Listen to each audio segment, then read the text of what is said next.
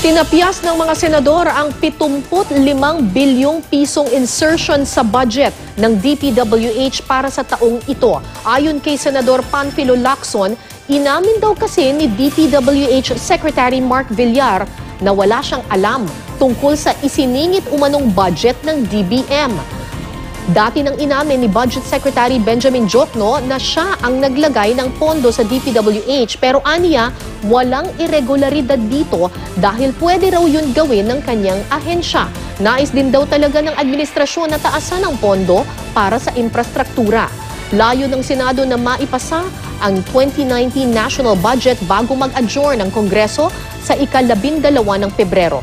Sa iba pang issue, sinampahan ng class suit sa Korte Suprema si Budget Secretary Benjamin Diokno sa pangunguna ni House Majority Leader Rolando Andaya. Ayaw raw kasing ilabas ni Diokno ang ika-4 na aumento sa sahod ng mga empleyado ng gobyerno sa ilalim ng Salary Standardization Law hanggat hindi na ipapasa ang 2019 national budget.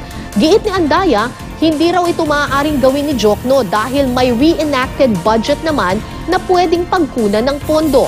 Sagot naman ni Diokno, mabuti na rin at may kaso laban sa kanya sa Korte Suprema para maresolba na ang issue. Nanindigan din siyang walang legal na basihan na ipatupad ang ika-4 na aumento sa sahod kung wala pa ang 2019 national budget.